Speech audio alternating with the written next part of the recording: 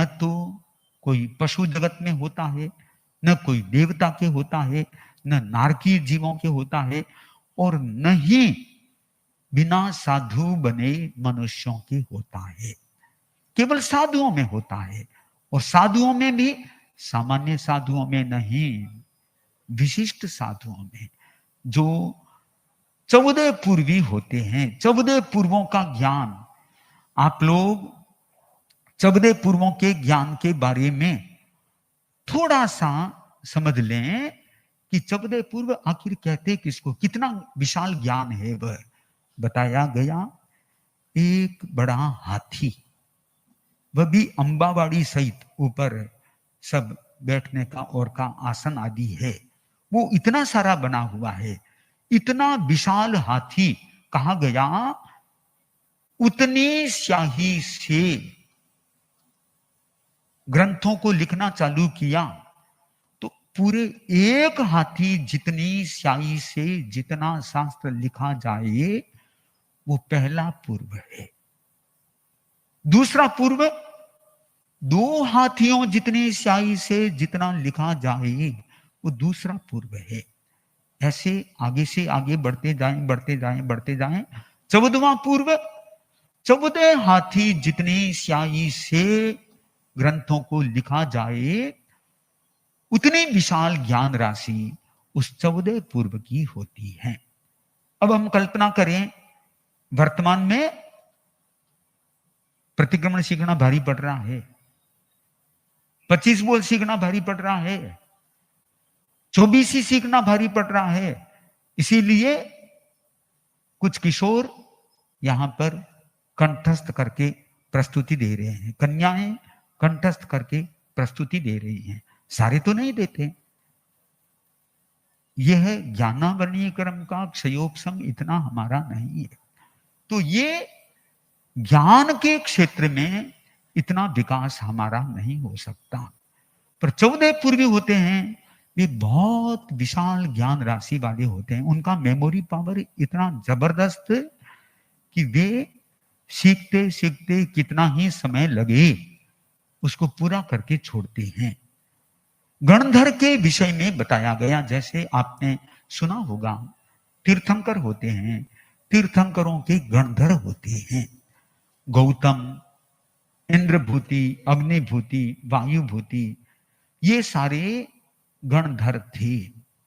गणधर कौन बन सकता है, इसके लिए बताया गया, इन 14 पूर्वों को जो अंतर मुहूर्त में 48 मिनट के भीतर भीतर सीख लेता है वह गणधर बन सकता है। हम कल्पना नहीं कर सकते हैं, हमारा यह सोचने का यंत्र है वो भी थोड़ा सा स्टॉप हो जाता है कि इतना विशाल ज्ञान, उतनी मेमोरी पावर उनका इतना जबरदस्त, ये तो हम तो ऐसा कर ही नहीं सकते। वर्तमान की स्मृति इतनी कमजोर हो गई, इतनी कमजोर हो गई, सवेरे क्या खाया वो भी याद नहीं रहता है। लोगस का पाठ याद कराया जाता है, एक बार तो कर लिया, वापिस भूल गया, वापिस कराया जाता है। तो इसका मतलब दिनों दिन हमारी स्मृति कमजोर होती चली जाती है।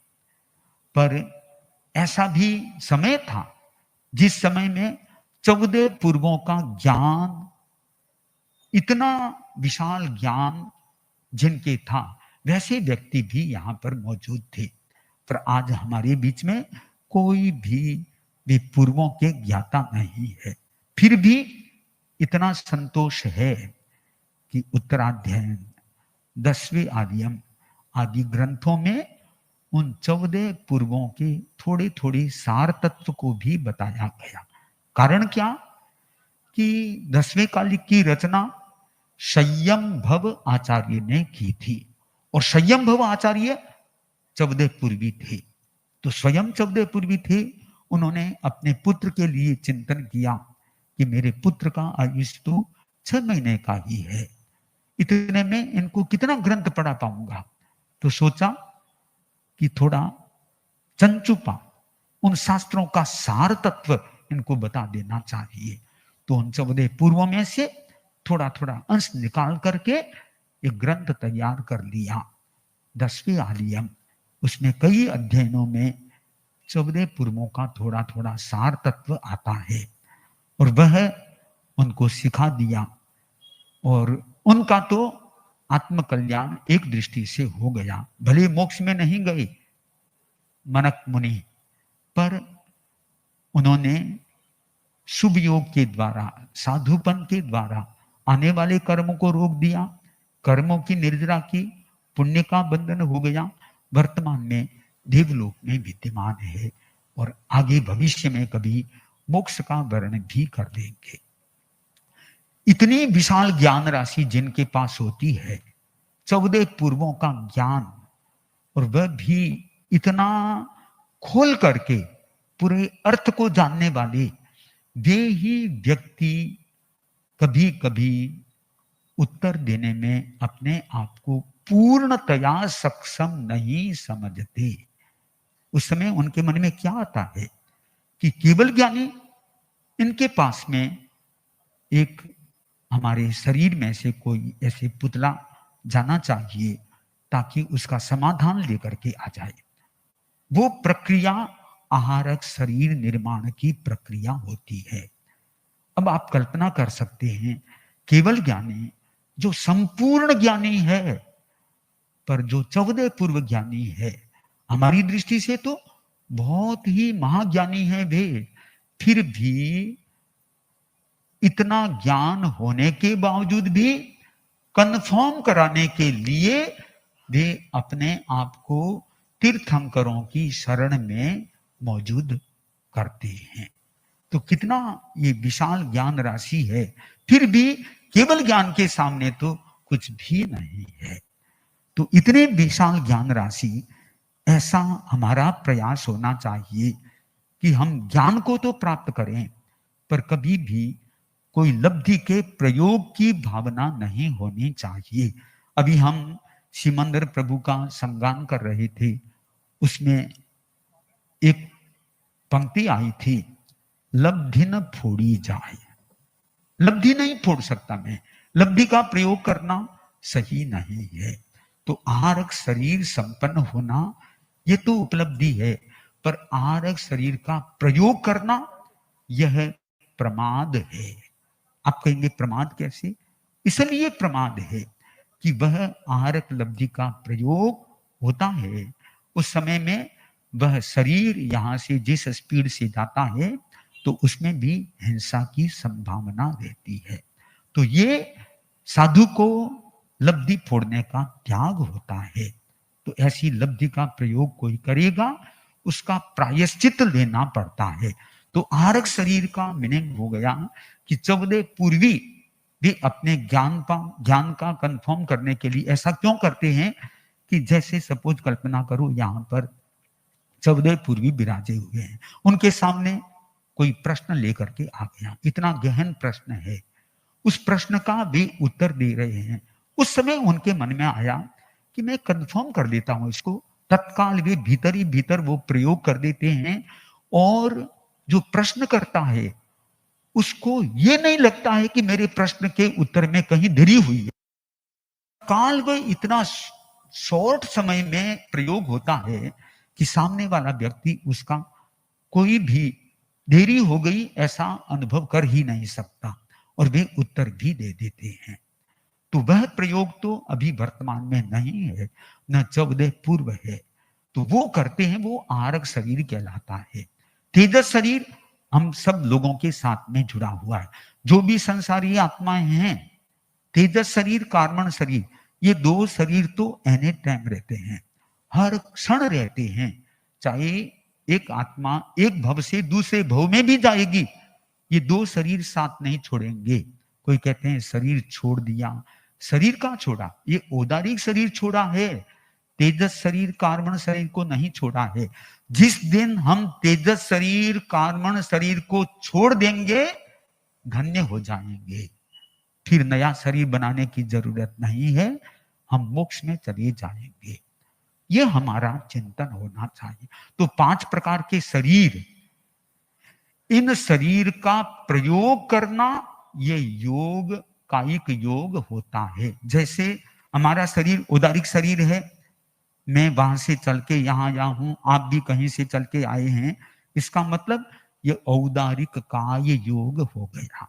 औदारिक काय योग में दोनों प्रकार का योग हो सकता है, शुभ अशुभ। हम शुभ प्रवृत्ति करते हैं, हमारी निर्जरा होगी, पुण्य का बंधन भी साथ में होगा। और अशुभ प्रवृत्ति करेंगे, ये धार्मिक प्रवृत्ति हो जाएगी, और अधार्मिक प्रवृत्ति के साथ में पाप का बंधन हो जाएगा। तो हमें औदारिक शरीर के प्रवृत्ति शुभ रूप में करनी चाहिए। जैसे कल परम पूज्य गुरुदेव ने एक सिद्धांत स्पष्ट किया था, आप लोग प्रवचन श्रवण के लिए, गुरु दर्शन के लिए अपने घर से या कहीं से आते हैं, बिना देखे नहीं चलते हैं, देख करके चल रहे हैं, प्रवचन श्रवण के लिए आ रहे हैं, तो वह साधन भी आपका शुद्ध है। उस शुद्ध साधन से लक्ष्य को भी प्राप्त कर लिया और कर्म की निर्जरा भी साथ में कर रहे हैं, गुरु को वंदन कर रहे हैं। उस समय देख लिया मेरी जेब में कोई सचित्त वस्तु नहीं है, जैसे इलायची, पान आदि आदि जो सचित्त है, जीव युक्त है, भी नहीं मेरे पास में, और मैं कच्चे पानी का हाथ भी नहीं लगा हुआ है।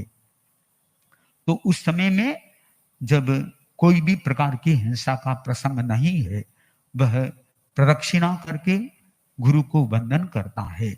तो इसमें साध्य भी अच्छा, साधन भी अच्छा। साध्य गुरु को वंदन करना है, साधन मेरा शरीर है। अब शरीर से गुरु को वंदन किया जाता है, तो शरीर साधन हो जाता है और वंदना साध्य हो जाती है, गुरु को वंदन करना। तो यहां पर शुद्ध साध्य के लिए नियोजित मात्र शुद्ध साधन हो, यह आचार्य भिक्षु का सिद्धांत भी इसमें प्रतिपादित हो जाता है।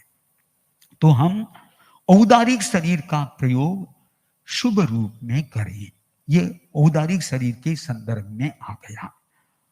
अब इसके सिवाय जो मिश्र वाली स्थिति है, औदारिक मिश्र, वह स्थिति अभी हमारे में कोई में भी नहीं है।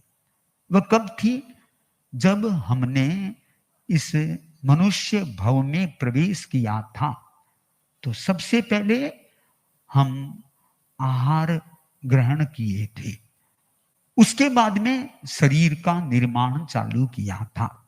जब तक औदारिक शरीर पूर्ण नहीं हुआ, तो उसके साथ में कर्मण योग साथ में जुड़ा हुआ था, वह मिश्र कहलाता है।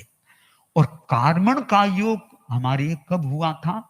जब हम एक गति से दूसरी गति में जाते हैं, तो वो जो बीच की गति है वो अंतराल गति कहलाती है, उसमें कर्मण का योग होता है, वो भी अनाहारक स्थिति में होता है। थोड़ा एकदम गहरा हो जाएगा, पर आप लोग इतना इसको समझ लें, हमारा ये मोटा मोटी औदारिक शरीर है, इसके द्वारा हमें शुभ प्रवृत्ति करना है, अशुभ प्रवृत्ति से दूर रहना है। देवता है, देवता भी अपने औदारिक शरीर की प्रवृत्ति करता है, वो व्यक्ति शरीर की। क्यों? औदारिक शरीर तो उनके होता नहीं, औदारिक शरीर मनुष्य और त्रियंश के होता है। तो देवता के व्यक्ति शरीर होता है, और वह व्यक्ति शरीर पूर्ण होने के बाद में जब वे प्रवृत्ति करते हैं, तो वह प्रवृत्ति भी दोनों प्रकार की हो सकती है, सावध्य प्रवृत्ति, निर्वध्य प्रवृत्ति। तीर्थंकरों की सभा में देवता भी पहुंचते हैं, बहुत लंबी संख्या उनकी होती है, और वे पहुंचते हैं, तीर्थंकरों को वंदना भी करते हैं। तो उस समय उनका व्यक्रिय काय योग शुभ होता है। जैसे हम गुरु को वंदना करते हैं, वैसे वो भी गुरु को वंदना करते हैं, तीर्थंकरों को वंदना करते हैं, और वह वंदना उनके लिए भी कर्म निर्जरा का कारण बनता है। जब भगवान महावीर को केवल ज्ञान प्राप्त हुआ था, उस समय में कोई भी मनुष्य उपस्थित नहीं हुआ था, तो इसलिए वहां उस प्रवचन से कोई भी साधु साध्वियां नहीं बनी, श्रावक श्राविकाएं भी नहीं बने। क्यों? कि केवल्य महोत्सव के लिए देवता तो उपस्थित हो गए, उनको तो पता चल गया भगवान महावीर को केवल ज्ञान प्राप्त हुआ है।